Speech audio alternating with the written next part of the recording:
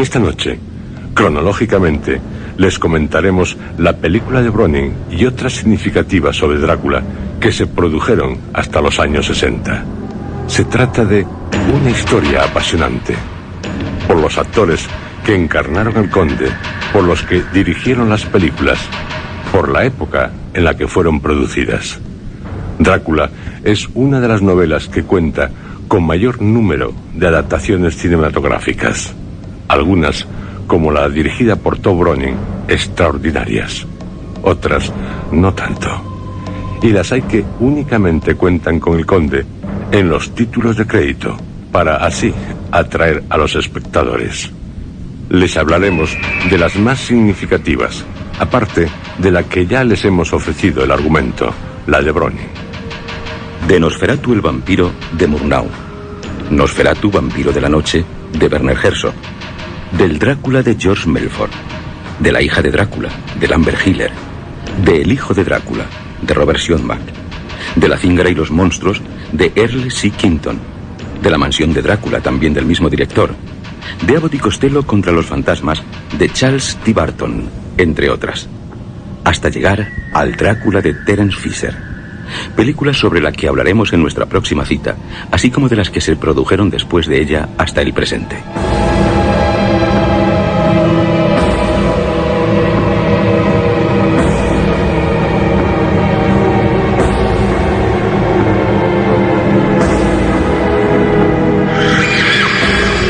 Recuerdo que cuando vi Drácula, desde que el conde, que elegante, hace su aparición por una sórdida escalera con polvo de siglos, no solo quedé aterrado, sino también fascinado, que sospecho es lo que quería su director y también sus intérpretes.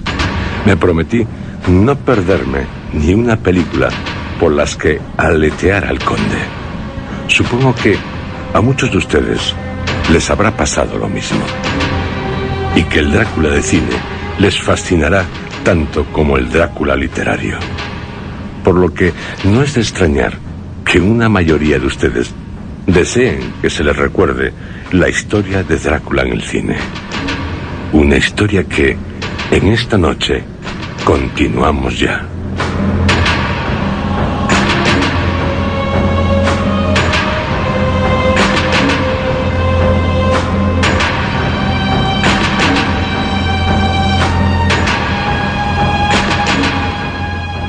Drácula, de Tod Browning. Se la podrá discutir, pero ahí está, para siempre. Puede que Drácula, de Tod Browning, no sea la mejor película sobre el conde. Puede. Ni sobre vampiros, pero es inigualable. Por Bela Lugosi, y pese al mal de ojo de la Universal, que la acortó en 10 minutos. Un metraje, qué lástima, perdido para siempre. Y es que siempre hay alguien dispuesto a meter la tijera donde no debe. Resignación.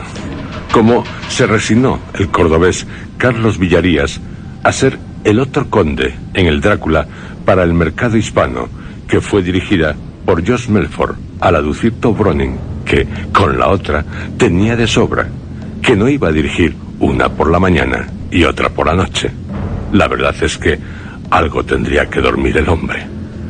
La versión española, recuperada en 1991, con producción de Carl Laemmle Jr., supervisada por Paul Conner, se rodó simultáneamente en los mismos decorados de la versión inglesa, lo que aconteció en 1930, teniendo un mayor metraje, 27 minutos más que la interpretada por el húngaro Bela Lugosi, al conservar las secuencias, o casi todas, eliminadas en la versión inglesa, lo cual nunca perdonó Tod Browning. George Melford, con permiso del productor Paul Conner, algo vampirizó a Tod Browning, y es que antes de rodar las suyas, visionaba las tomas de él. Carlos Villarías, que en Hollywood interpretó 35 versiones españolas, como Cuando el amor ríe, Del infierno al cielo, La ciudad de cartón, cumplió muy bien como vampiro, siendo felicitado por su colega Bela Lugosi. También cumplió, como Mina, la actriz mexicana Lupita Tovar, que se acabaría casando con Paul Conner. A George Melford, inglés que apenas sabía español, no le era fácil entenderse con los actores hispanos, de ahí que el trabajo del director de diálogos fuera para Enrique Tovar Ábalos y resultara fundamental. Lupita Tovar, el Capitán Tormenta, María, Vidas Rotas, Resurrección, al igual que Carlos Villarías, nunca dejaron de recordar la versión española de Drácula como una de las películas más significativas dentro de sus carreras artísticas que fueron notables. Los hay que opinan que esta película es mejor que la de Tod Browning. Cierto que, en general, su atmósfera es más inquietante, pero, en mi opinión, el Drácula en su versión inglesa es superior. Hay que destacar, tanto en una como en otra versión, puesto que era el mismo, el guión de Garrett Ford. Christopher Lee, todo un récord de caracterizaciones, ha intervenido en más de 150 películas, considera que los guiones de las películas de los años 20 y 30 eran mucho mejores que los de hoy. Uno de tales guiones, el de Drácula. Tal opinión puede parecer exagerada, y lo es. Lo que sí es indiscutible es que en aquellos años los guionistas, entre los que se contaban grandes escritores, escribían pero que muy bien. Y no hace falta poner ninguna película, por ejemplo. Y los responsables de los diálogos, unos maestros. El Drácula, en versión española, se restauró en 1991. Tras una ardua labor, al incompleto negativo original se le añadió el metraje que lo complementaba de la Cinemateca de La Habana. En la película también triunfó Pablo Álvarez Rubio en el papel de Renfield, muy alabado por la crítica. Cuando regresó a España, tras el estreno de Drácula, lo cual hizo el 4 de abril de aquel año, 1931, recibiría grandes aplausos, como Carlos Villarías en Hollywood. Los diálogos en español estaban escritos por Baltasar Fernández Cue. Se filmaba de día la versión de Tod Browning y de noche la de George Melford, de octubre a noviembre de 1930. El maquillaje, como en la versión inglesa, del mago Jack Pierce. La película se estrenó en La Habana el 11 de marzo de 1931 en el Cine Neptuno. El 20 del mismo mes, en Madrid, en el Cine Avenida.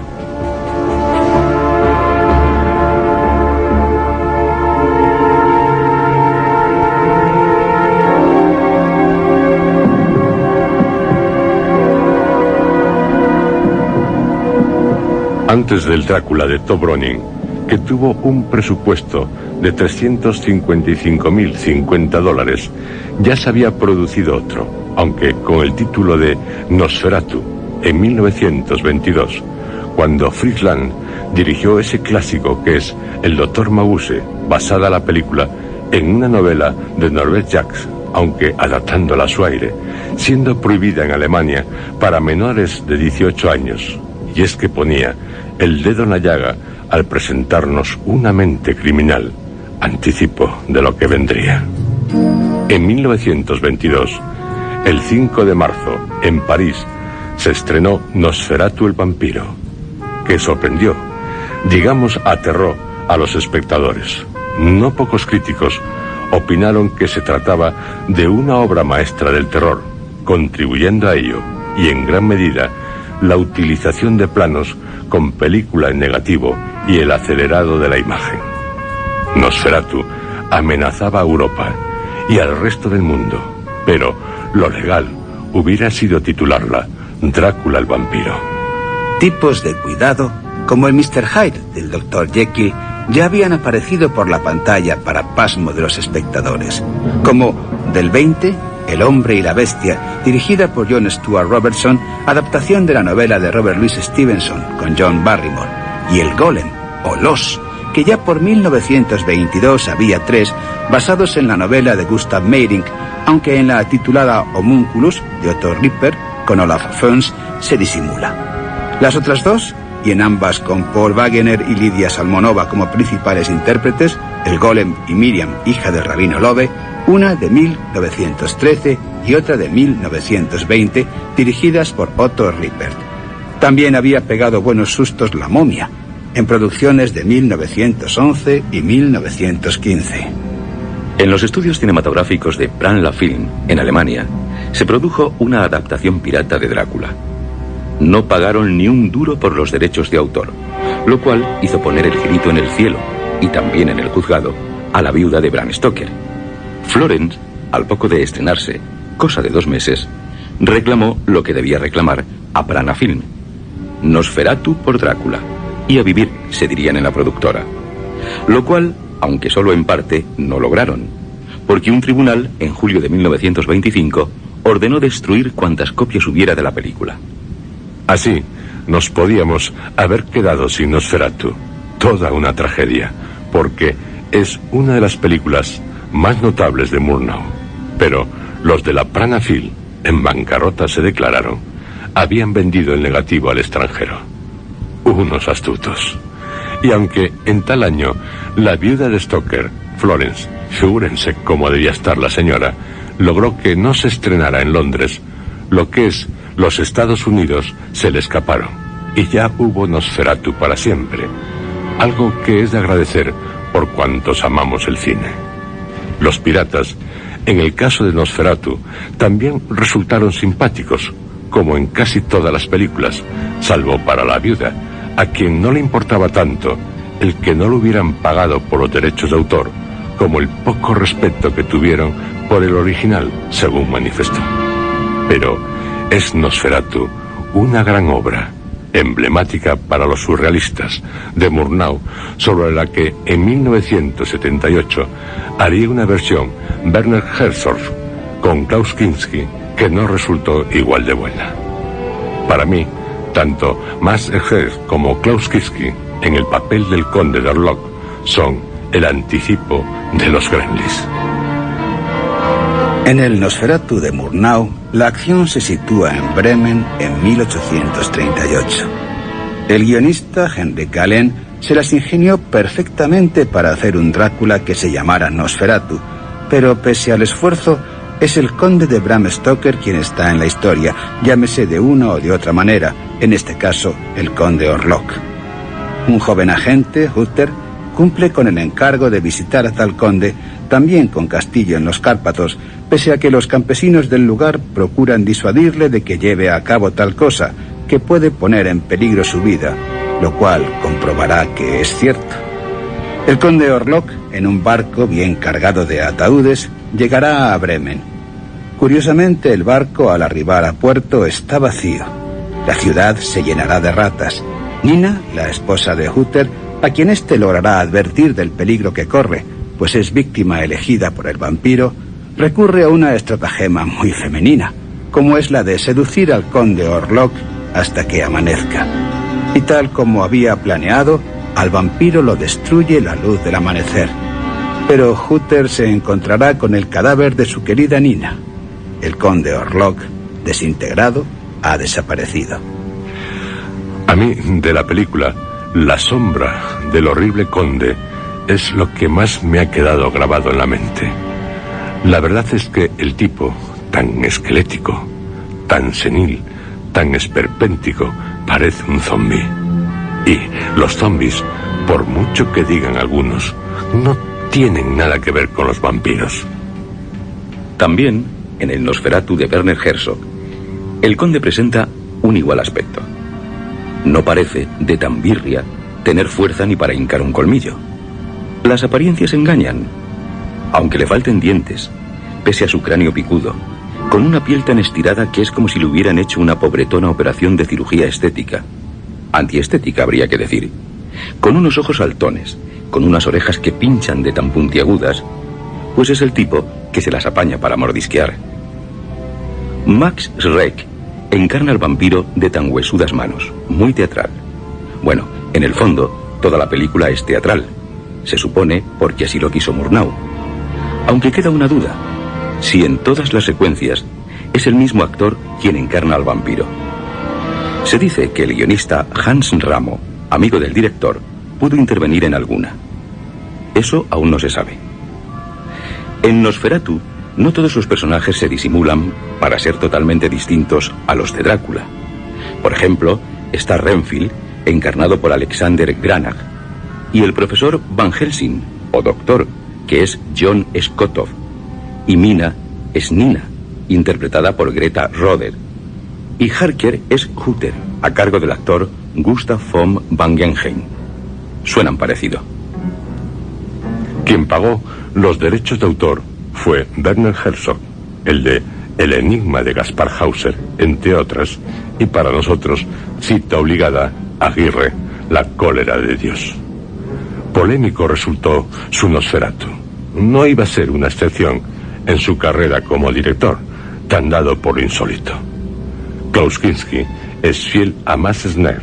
Pese a ser como era, tenía Kinski un especial atractivo que bordaba el cinismo. El Nosferatu de Herzog, en dos versiones, una alemana y otra inglesa que conste, es de un gran morbo, pero el resultado no podía ser otro contratando a Kinski, quien, por cierto, en su autobiografía echaría pestes al director, que según él es un tipo miserable, apestoso, avaro, sádico, cobarde, que siempre está dispuesto a apuñalarte por la espalda y a hacerte chantaje, y es un mentiroso a quien no se le puede creer ni una palabra. No cabe duda de que el rodaje debió ser complicadillo, pese a la presencia de la guapa Isabel Adjani, que encarna a Lucy Harker. El Nosferatu de Herzog no gustó ni en una ni en otra versión, o gustó menos, mucho menos de lo que se esperaba. Y la verdad, las hay, pero que mucho peores. La película, producida por la Filmare dels Autores de Múnich, contó con un bajo presupuesto. Pero sí gustó, gusta y gustará el Nosferatu de Murnau, que es una de las 11 películas que aún se conservan de este director en las filmotecas, habiéndose perdido otras 10 por causas diversas, como el bombardeo de los estudios de la UFA en Berlín durante la Segunda Guerra Mundial. Lo que pasa es que, aun habiendo visto Nosferatu, no todos hemos visto el mismo Nosferatu, puesto que se han exhibido 4 versiones distintas, hasta con secuencias que se consideran apócrifas.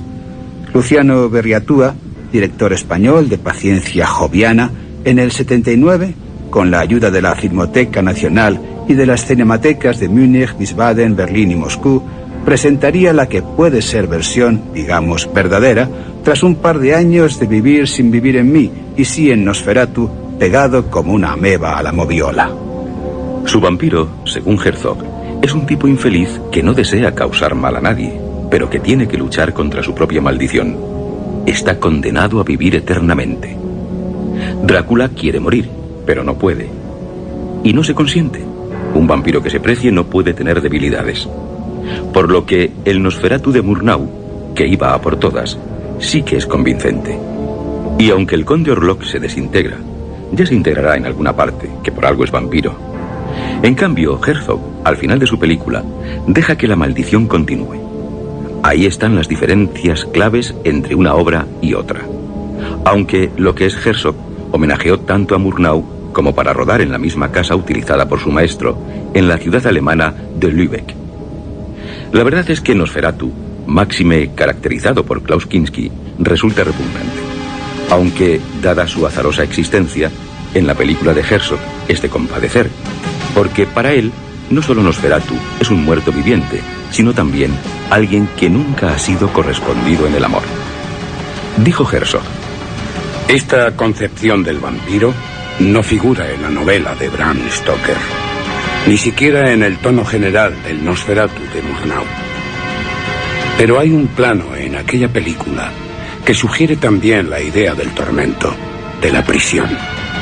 Es un plano del conde en una habitación, tras las rejas de una ventana, con las manos extendidas, como si quisiera alcanzar a la joven que está en su propia ventana, al otro lado de la calle. Era una imagen muy triste que daba a entender que el vampiro estaba preso detrás de los barrotes.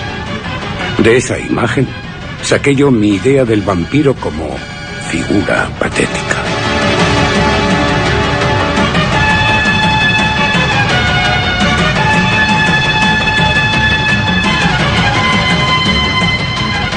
Pero ningún vampiro debe darnos lástima.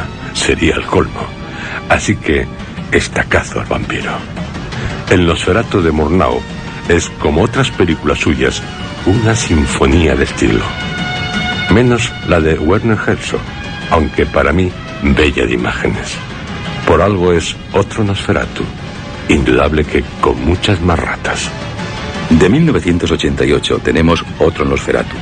Su título, Nosferatu, Príncipe de las Tinieblas. Película debida a varios directores, algo bastante insólito. Augusto Caminito, Pasquale Squitieri, Mauricio Lucidi y Mario Casano. De nuevo Klaus Kinski, esta vez acompañado por Christopher Plummer y Donald Pleasence, así como por Bárbara de Rossi. El título original, Nosferatu a Venecia, ya nos hace saber dónde encontrar a este vampiro. El 26 de mayo del 93 se estrenó Aquelarre y Noche Roja de Nosferatu, de Francisco Nieva, una obra con sobresaliente texto que el dramaturgo escribió en 1961 en referencia al vampiro de Europa. Se estrenó en la Sala Olimpia de Madrid, con dirección de Guillermo Heras, siendo interpretado por Nacho Novo, Marina Andina, Yolanda García. Es, ante todo, un homenaje al cine expresionista alemán.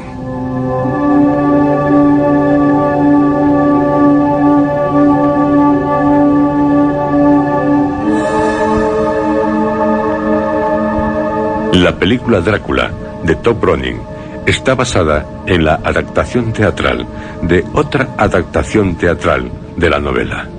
Y nos explicamos, porque también Drácula tuvo otra adaptación teatral, con una única representación, en el Royal Lyceum Theatre de Londres, el 18 de mayo de 1897, a cargo de Henry Irving, para quien Bram Stoker trabajaba como agente.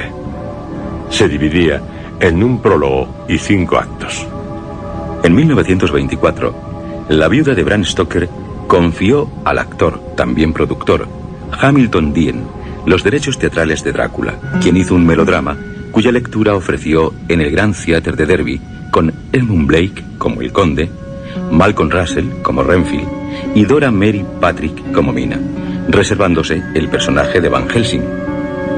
Esta adaptación se estrenaría el 14 de febrero de 1927 en el Little Theatre de Londres, tras un par de años de gira, dividida en 3 actos y un epílogo. Una producción de Hamilton Dean y H.L. Warburton. Y de la mencionada adaptación a otra, en el Fulton Theatre de Nueva York, siendo su estreno el 5 de octubre de 1927, producida por Horace Liveright, firmada por Hamilton Dean y John L. Balderson, dirigida por Ira Harsh y ya con Bela Lugosi como Drácula.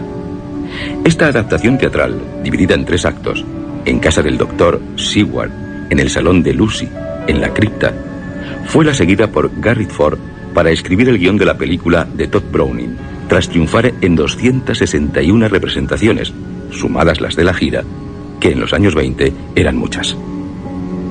La obra se presentó en Broadway un día antes de que se produjera un estreno revolucionario, el de la película con la que se inauguró el cine sonoro, El cantor de jazz.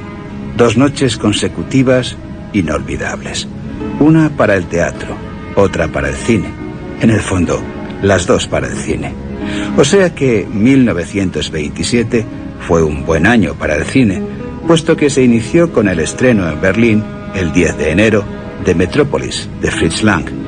Volvió a representarse aquel Drácula, la primera de 8 sesiones, el 13 de abril de 1931 en el Royal Theatre de Nueva York, con un reparto totalmente diferente. Y más adaptaciones teatrales hubo de la novela de Stoker, y habrá, como las de Leon Katz, 1970, Snow Wilson, 1972, Peter Wingard, 1975, Liz Lockheed, 1985, entre otras. En España, en 1978, con José Luis Pellicena como vampiro, se estrena otra adaptación, y con éxito de crítica. Narciso Ibáñez Menta era el Dr. Van Helsing, y la pareja Cristina Galbó y Jaime Blanch.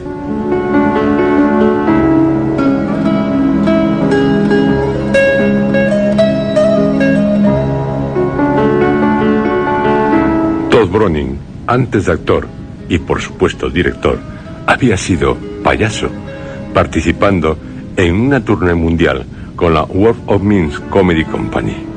No es de extrañar que su obra maestra, La Parada de los Monstruos, sea todo un hito del cine. Conocía bien el mundo de la mujer barbuda, los hermanos siameses, los enanos, el hombre solo tronco. Todd Browning, en 1912, había sido contratado como actor por la Biograph. Intervino en algunas películas como galán. Eso fue en 1914 y 1915. Al año siguiente, y ya había dirigido unos cuantos cortometrajes para la Majestic, fue contratado como ayudante de dirección de Griffith para su película Intolerancia. En 1917 dirigió su primera película, Jim Bludso, que fue una más. Pero él, aparte de dirigir, sabía escribir. Guiones para Walt Hopper, Douglas Fairbanks. Dominaba el cine. Tenía que llegarle un gran éxito, y eso ocurrió en 1925 con El Trío Fantástico, una película distinta en la que se nos cuentan las aventuras de una asociación criminal compuesta, asómbrense, por un gigante, un ventrílocuo y un enano. Maldad encubierta, 1926, La sangre manda, 1926, Garras humanas, 1927, La casa del horror, 1928, según su novela El hipnotista, Los pantanos de Zanzíbar, 1928, Fuera de la ley, 1930, son algunas de las películas que dirigió antes de Drácula. Y una con la que se despidió en 1936 fue Muñecos infernales. Y se despidió pronto. En 1939, había nacido en Louisville, en Kentucky, en 1882, buscando refugio en la californiana Malibu Beach, no queriendo saber nunca más del cine. Y así hasta que murió en Los Ángeles en 1962. Cierto que Bela Lugosi es Drácula, el vampiro, pero Drácula película es Todd Browning, toda ella. También mucho del cámara Carl Freund, que bien se lució, aunque el director no hiciera ni caso a sus consejos, realizando al año siguiente, en 1932, La momia. Y, entre otras, en 1935, Las manos de Orlac. Se nos murió en 1969 y como director de fotografía dejó un trabajo de lo más notable, el último creo, en El rey del tabaco, de 1950. La verdad es que con tipos así, Bela Lugosi lo tuvo más fácil, como con maquilladores como Jacques Pepiers. El Drácula de Browning se rodó en unas pocas semanas, en el otoño de 1930. Un Drácula que, de no morirse, hubiera interpretado Lon Chaney. No cabe duda de que su sustituto, Bela Lugosi, se lo tomó muy en serio. Prueba de ello es que acabó creyéndose la reencarnación del vampiro, pidiendo ser enterrado con la capa negra, forrada de rojo y con el frac del conde. Si alguien lo duda y se atreve, que curiosee por su tumba en el cementerio de Holy Cross de Hollywood, donde está embalsamado. Aún me estremece, o me fascina, que es peor, su helada sonrisa, allá en lo alto de la escalera, cuando recibe a Renfield diciéndole: yo soy Drácula. Era teatral el actor. Bela Lugosi era su seudónimo, por Lugos, el pueblo húngaro en el que había nacido, según unos en 1884, según otros en 1885, y los hay que dicen que en 1888. En verdad se llamaba Bela Blasco. Se fue a la tumba sin poder llevar a cabo su proyecto más ambicioso, el de interpretar a Drácula en una película tridimensional, sonido estereofónico, colores alucinantes. El Drácula de Todd Browning, basada en una de las adaptaciones teatrales de la novela de Stoker, la de Hamilton Dien y John Balderston, tiene un guión de sólidos pilares, los que hacen que, plano a plano, se acreciente el interés, contando desde un principio con la complicidad del espectador, que ya sabe quién es Drácula, aunque solo sea por los carteles. El espectador siempre sabe más o igual que los personajes, pero nunca menos. En toda la película, la deducción es fundamental, tanto para los personajes como para los espectadores. Por ejemplo, deduce el profesor Van Helsing y se entera. No deduce el doctor Seward y no se entera, llegando a ser eliminado pese a ser el padre de Mina. Y los espectadores deben, con su imaginación, finalizar no pocas situaciones, algo que aumenta la intriga. Por ejemplo, cuando Drácula muerde a Renfield, no se sabe hasta llegado este momento cómo actúa el conde, y hay que suponer que le muerde clavándole los colmillos, pero es algo que no se ve. No hay descanso para el espectador, porque las secuencias siguen angustiosamente un crescendo, resultando una de las más espantosas, la de Mina, pretendiendo beber la sangre de Jonathan, actuando exactamente igual que el conde. Atrae, hipnotiza y muerde. El erotismo, aunque velado, no tanto en los años en que se produjo, es notorio en toda la película, siendo la bestia atraída por la bella, pero también la bella es atraída por la bestia. Drácula morderá a una hermosa vendedora de flores, a la bella Lucy, a la también hermosa Mina, y además la obliga a beber su sangre. Las tres mujeres que conocemos del conde son igualmente bellas. Drácula, en Renfield, solo busca a un siervo, al que no duda en eliminar en cuanto por creer que le ha traicionado no le sirve. El sexo en la novela es clave, y lo acabará siendo en otras películas sobre el conde, sobre todo a partir de Drácula de Terence Fisher. Cuando se trata de una película sobre la novela de Bram Stoker o una adaptación teatral de la misma, no hay homosexualidad, puesto que al conde lo que le gustan son las mujeres. No así ocurre en las que, aunque utilizando el nombre de Drácula, se apartan casi por completo de la novela, algunas veces hasta extremos intolerables. Lo curioso es que el conde, a la hora de morder, se muestra brutal con las mujeres, que una vez vampirizadas, estarán para siempre a su servicio, cumpliendo fielmente cualquier orden suya, como Mina, que pide a Harker que le quite y esconda el crucifijo al profesor Van Helsing, obviamente por indicación de Drácula. El machismo del conde es patente, así como el que sus mujeres o sus víctimas de feministas nada, puesto que no solo lo halagan, sino también que se satisfacen sirviéndole. A las que hipnotiza o magnetiza para que hagan lo que él les pide, tal como la hermosa acomodadora de un teatro para poder entablar relación con sus vecinos de la abadía. Y también la hermosa enfermera cuya colaboración le es indispensable para poder entrar en el dormitorio de Mina. Drácula es un personaje más de los que simbolizan el mal. De ahí que todo cuanto gire a su alrededor sea o acabe siendo como producto de una pesadilla en la que reina lo morboso.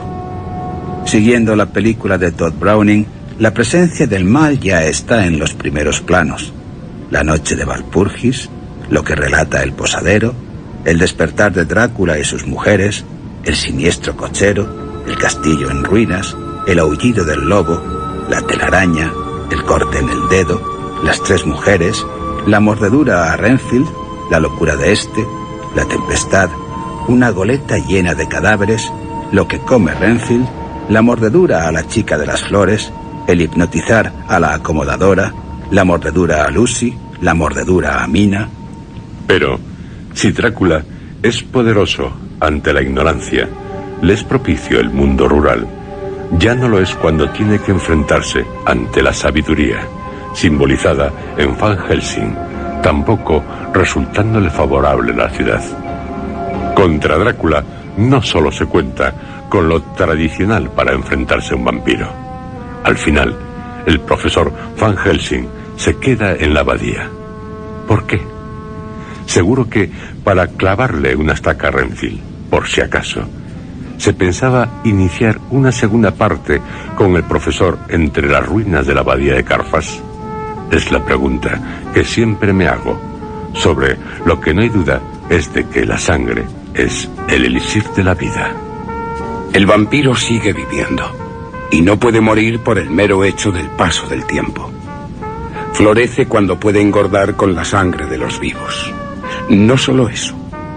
Hemos visto entre nosotros que incluso puede rejuvenecer, que sus facultades vitales recobran la energía y parecen regenerarse cuando su cantidad es suficiente. Pero no puede florecer sin esta dieta. Cuide su sangre. En 1935, también dirigida por Todd Browning, se produce La marca del vampiro, siendo una nueva versión del London After Midnight. También con Bela Lugosi, siendo lo mejor la fotografía de James Wong Howe. De 1936, La hija de Drácula. Fue dirigida por Lambert Hiller, siendo el guión de Garrett Ford, el mismo de Drácula. Al final, también morirá melodramáticamente. Ella misma se clava lo que debe clavarse en el corazón. La bella, extraña y romántica Condesa María Zaleska. En esta película solo se ve achicharrarse a Drácula. No fue una buena sucesora de Drácula, lo contrario a lo que pasó con Frankenstein y la novia de Frankenstein.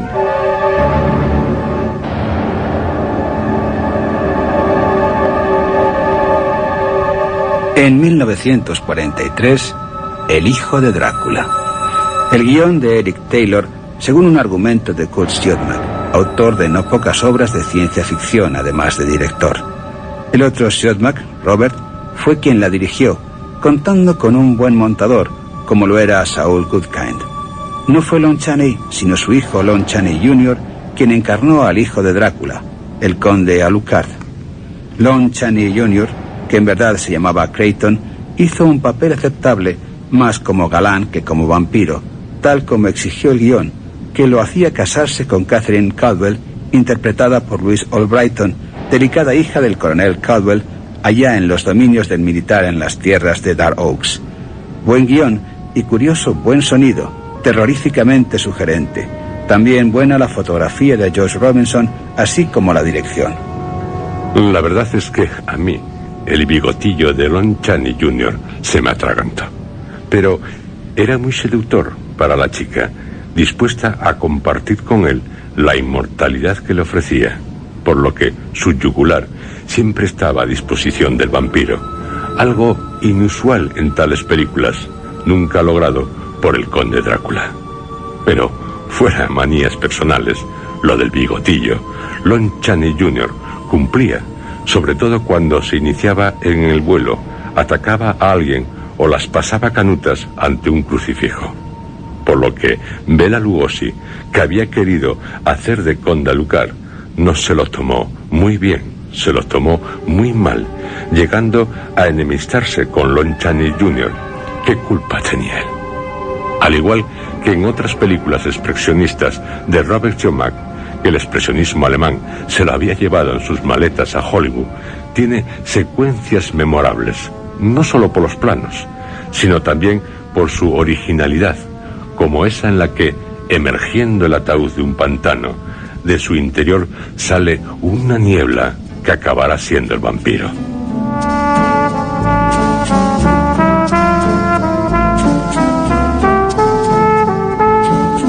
John Carradine también lució bigote en La mansión de Frankenstein del 44, o sea, La cíngara y los monstruos, y en La mansión de Drácula del 45.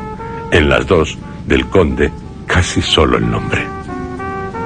Ya en 1944, el año en que se produjo La cíngara y los monstruos, la criatura de Frankenstein contaba con muchos seguidores en todo el mundo, así como el hombre lobo, King Kong.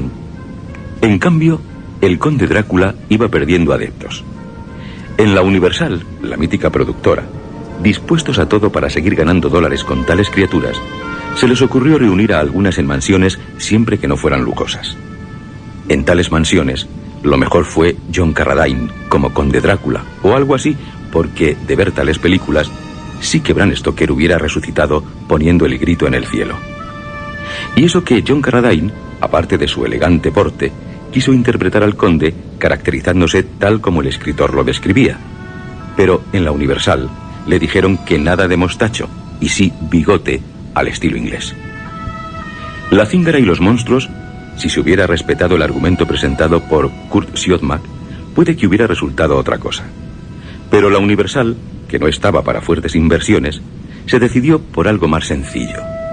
El guionista, Edward T. Lowe, por lo tanto, no fue culpable de destrozar una buena idea.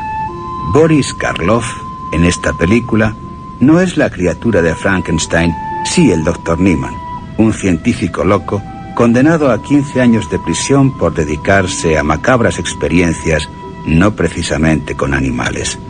Pero se fuga en compañía de Daniel, todo un peligro público, y se acaban refugiando en una cámara de los horrores de un tal profesor Lampini, a quien suplantará Niemann.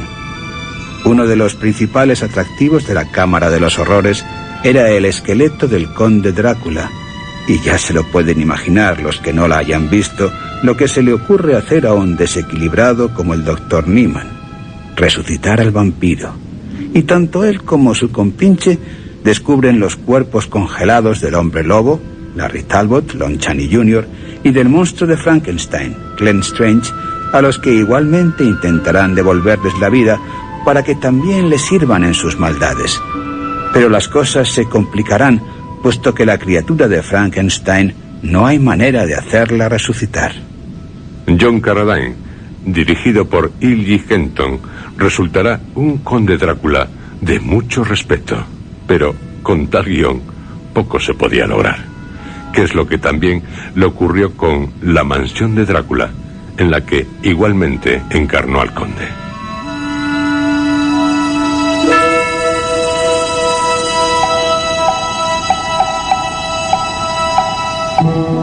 En La mansión de Drácula, el conde pretende que el doctor Edelman le libre de su vampirismo, armándose un enorme caos al ser contaminado el científico en una transfusión vena a vena con el vampiro.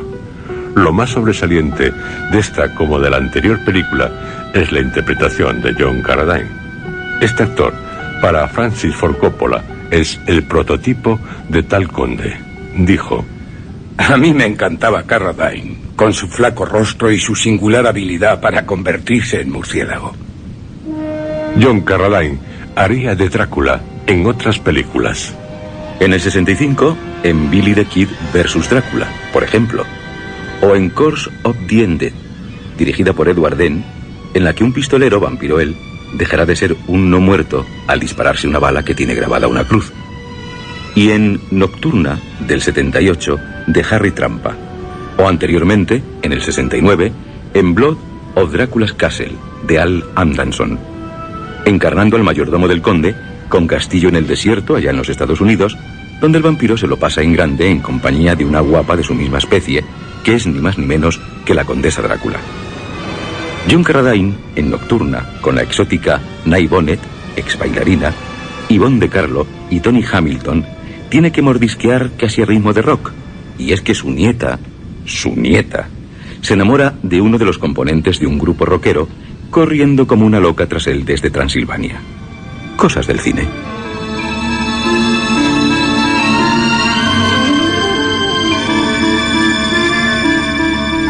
De miedo y de risa. Abbott y Costello contra los fantasmas, de 1948, y con Bela Lugosi otra vez como conde Drácula.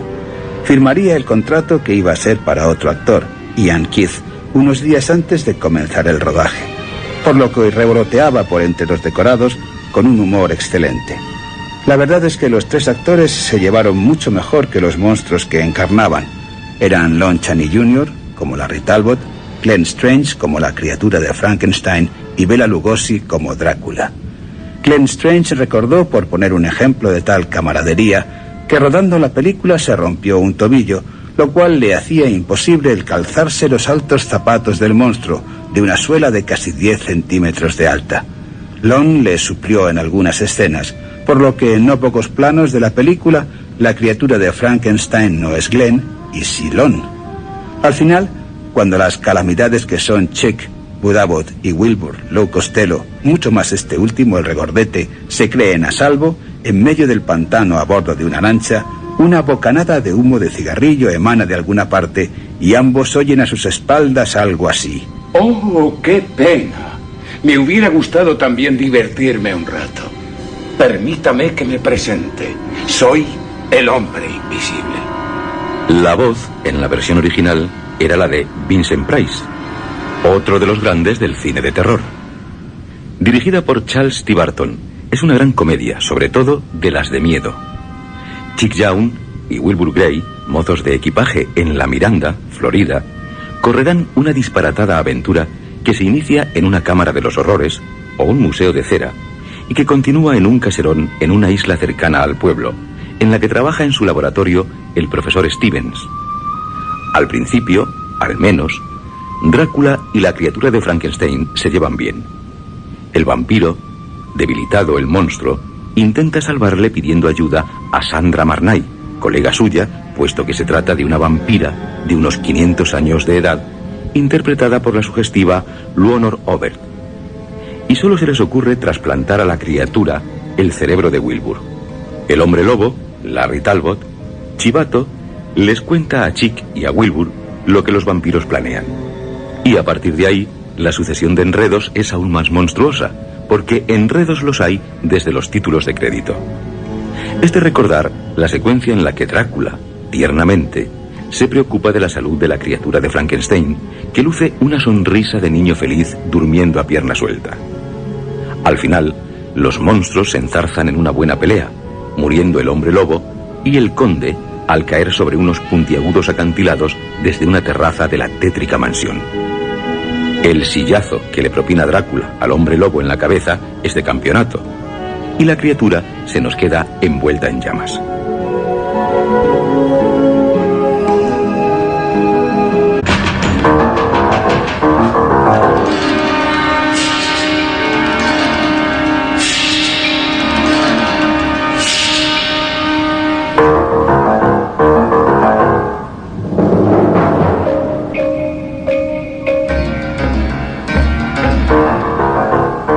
Han escuchado ustedes, dentro de la serie Historias,